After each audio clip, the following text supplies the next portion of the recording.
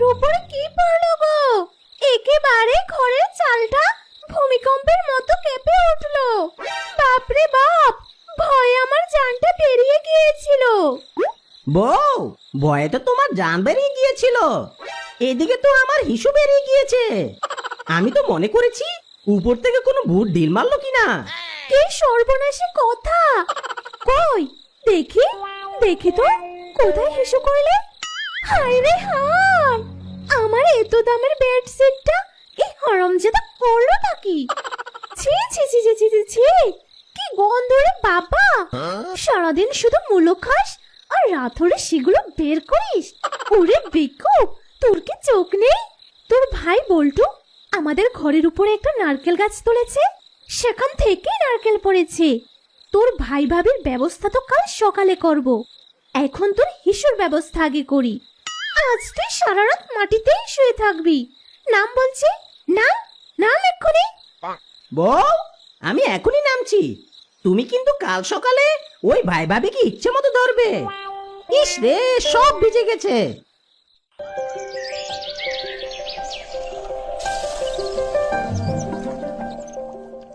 পরের দিন সকালে পাপি আর শিয়ালিনী নারকেল গাছ কাটতে লাগলো।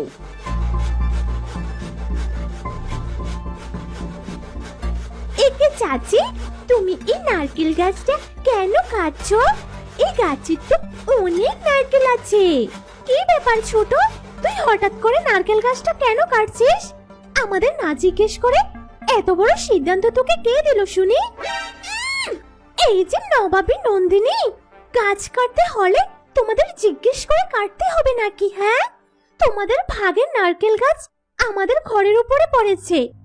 রোজ নারকেল পড়ে আমার ঘরে 12টা বেজে গেছে, তাই আমি এই গাছ কেটে ফেলছি। আমাদের ভাগের গাছ তুই কেন কাটবি শুনি? ওগো, কোথায় তুমি? এসে দেখে যাও, তোমার ছোট ভাই বউয়ের সাহস দিন দিন ময়ের মতো উপরে উঠছে, আবার আমার মুখের উপর তর্ক করছে। আরে ছোট বউ, এই গাছের নারকেল তো শুধু আমরা খাই না, তোমরাও তো খাও। আর তাছাড়া তোমাদের আম গাছটা তো আমাদের ঘরের উপরে আছে। কই, আমরা তো কোনোদিন তোমাদের গাছ কাটতে বলিনি। আর এটা তো সামান্য একটা শুকনো নারকেল পড়েছে, এত তো ঘর নষ্ট হবে না। কই গো আমার বেকুব স্বামী, দেখে যাও, তোমার ভাই ভাবে আর তাদের পুচকে মেয়েটা আমার সাথে কি খারাপ ব্যবহারটাই না করছে, পায়ে পা লাগিয়ে ঝগড়া করছে। এই দিনটি আমার দেখার বাকি ছিল।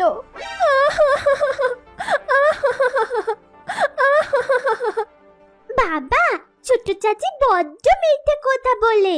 তুমি এক কাজ করো বাবা, তুমি বনের সর্দারের কাছে এদের নামে নালিশ করে এসো।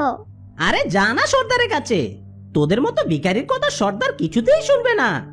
থাকিস তো একটা ভাঙ্গা ঘরে, ফুটু দিয়ে চাঁদের আলো দেখা যায়। বউ, চলো তো এখান থেকে, আমার একদম ভালো লাগছে না। এই কথা বলে বিল্লু আর পাপিয়া চলে যায়। ওগো, তোমার ছোট ভাই তোমাকে এভাবে অপমান করতে পারলো? অথচ তুমি এই ছোট ভাইয়ের জন্য কত পরিশ্রম করে মাথার ঘাম পায়ে ফেলে লেখাপড়া শিখিয়েছো, শুধুমাত্র এত অপমানিত হবে বলে? চল মা, ঘরে চল।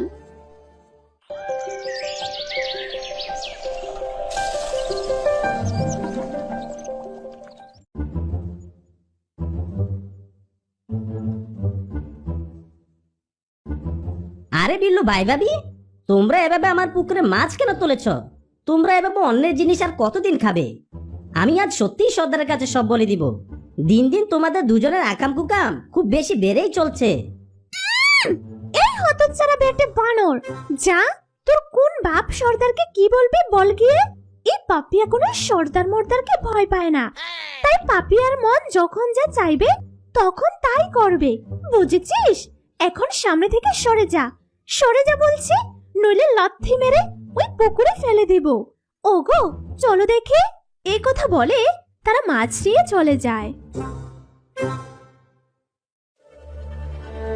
তোমাদের দুজনের অহংকার একদিন উপরওয়ালা নিশ্চয়ই দমাবে, আর সেদিনই তোমরা বুঝতে পারবে অহংকার পতনের মূল। এই মুন্নি, নারকেলটা আমায় দে দেখি, আমি আজ নাড়ু বানিয়ে খাবো। কতদিন হয় নারকেলের নাড়ু বানিয়ে খাই না। চাচি, এই নারকেলটা আমি পেয়েছি। আমি এই নারকেলটা দিব না চাচি। তুমি গাছ থেকে একটা পেড়ে নাও না। যত নারকেল পড়ে সবই তো তুমি নিয়ে যাও। আমরা তো একটাও পাই না চাচি। কি? তুই আমাকে নারকেল দিবি না? এটা হলো ভাগের নারকেল গাছ, তাই এই নারকেল 2 ভাগ হবে। দে দে বলছি। আমি এই নারকেল 2 ভাগ করে তোকে দিব, বুঝেছিস? নারকেল খেতে ইচ্ছে করছে। এইসব বলে পাপিয়া নারকেল কেড়ে নেয় আর আছাড় মেরে 2 ভাগ করে।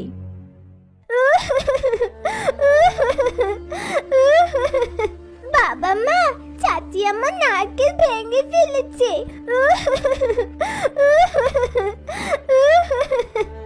ওগো, তোমার মেয়ে একটা নারকেল খেতে চেয়েছিল, সেটা ওই পাপিয়া নিয়ে নিয়েছে। হায় খোদা, তুমি ওদের হেদায়েত করো। এতটুকু একটা বাচ্চার সাথে তারা খারাপ আচরণ করতে একটুও দ্বিধা করেনি। মা, কাঁদিস না মা। বউ, আমি বাজার থেকে মুন্নির জন্য নারকেল আনতে যাচ্ছি। মা, আমি এখনই তোমার জন্য নারকেল নিয়ে আসবো। তুমি মন ভরে নারকেলের নাড়ু খাবে। নারকেল তো আনার কথা বললাম, কিন্তু আমার কাছে তো কোনো টাকাই নেই। গাছ থেকে পারতে গেলে তো ছোট বউয়ের অনেক কথা শুনতে হবে। এমন কপাল নিয়ে জন্মেছি, মেয়েটাকে একটু ভালো মন্দ খেতেও দিতে পারি না। আচ্ছা, চলি বউ। এই কথা বলে বল্টু শিয়াল বাজারে যেতে থাকে। এদিকে বিল্লু আর পাপিয়া মনের খুশিতে বারান্দায় বসে খাবার খাচ্ছিল। ওগো, দেখেছো? এই বনে আমাদের মতো এত ভালো মন্দ খাবার কেউ খায় না। এমন খাবার তো কেউ চোখেই দেখে না। খাও খাও, পেট ভরে খাও। আসলে তোমার মতো বউ থাকলে আমার কোনোদিন নিরামিষ খেতে হবে না। সারা জীবন আমার রাজার হালে খাবো আর পা মেলিয়ে ঘুমাবো। আরে আরে, এত বাতাস আসছে কোথা থেকে? আমি তো কিছুই দেখতে পাচ্ছি না। ওগো, তুমি কোথায়? এ কি? আমি কোথায় চলে এলাম? এখানে তো শুধুই চারদিকে পানি আর পানি। বউ, আমাকে বাঁচাও, আমি তো মরে যাচ্ছি। এই তো দেখছি পানির সাগর। আমরা হঠাৎ এই সাগরে কিভাবে চলে এলাম? আমাকে বাঁচাও বউ।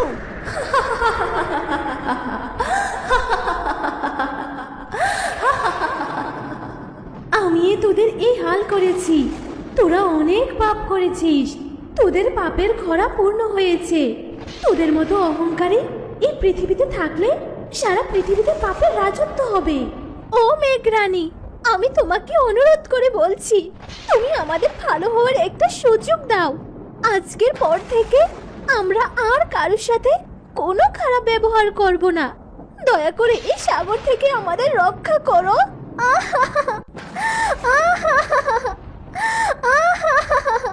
বেশ, আমি তোদের এইবারের মতো ক্ষমা করে দিলাম। আজকের পর থেকে তোরা দুজন সবাইকে ভালোবাসবি, নয়তো এর চেয়ে কঠিন শাস্তি পাবি তোরা।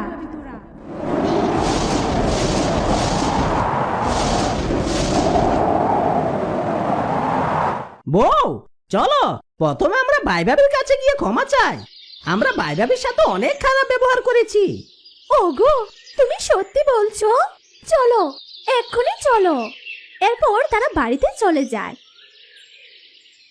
ভাইয়া ভাবি, তোমরা আমাকে ক্ষমা করে দাও। আমরা আমাদের পাপের শাস্তি পেয়েছি। আর আমরা কখনো কোনো জিনিস নিয়ে অহংকার করব না, আর কোনো জিনিস নিয়ে ভাগাভাগিও করব না। মা, মুন্নি, আমরা এখন থেকে সবাই একসাথে মিলেমিশে থাকবো। চাচু, ও চাচু, তুমি যে তোমার ভুলটা বুঝতে পেরেছো, এর জন্য আমরা অনেক খুশি। বাবা মা, আজ আমরা সবাই মিলে ভাগের নারকেল গাছ থেকে নারকেল পেড়ে নাড়ু বানিয়ে খাবো।